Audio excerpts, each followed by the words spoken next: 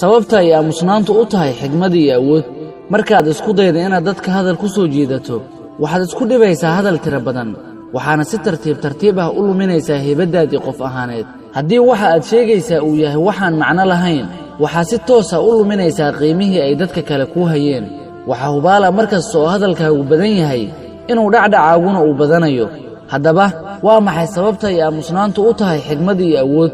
halkani waxaan kuugu soo gudbinayaa 4 sababood oo ay aamusnaantu u tahay awood iyo xigmad ee dhagahaaga ku dhegayso. sababta koobaad, haddii erayga uu afkaaga ka soo baxo dib uguma celin kartid. waa halka ay Soomaalidu ka tiraahdo af daboolan waa dahab. sidaa darteed waxaa habboon inaan afkeena xakamayno markaan caraysannahay, gaar ahaan si aanan wax walba ugu hadlin oo aan nafteena u xakamayno. waxaa la yidhaahdaa haddii aad doonaysa inaad qof ogaato ra'yiga uu kaa qabo waa laga caraysiiyaa. xumaan walba uu ku hayo ayuu dibadda u soo saarayaa markaasi kadib. sababta labaad, cadowgaaga ka dhig kuwa u baahi qaba macluumaadkaaga.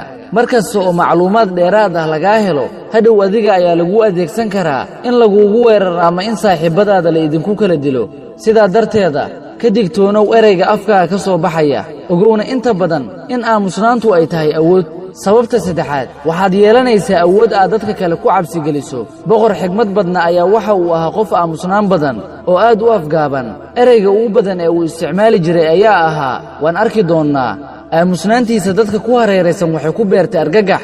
markastoo aamuskaagu badan yahay qiimahaaguna wuu sii kordhayaa.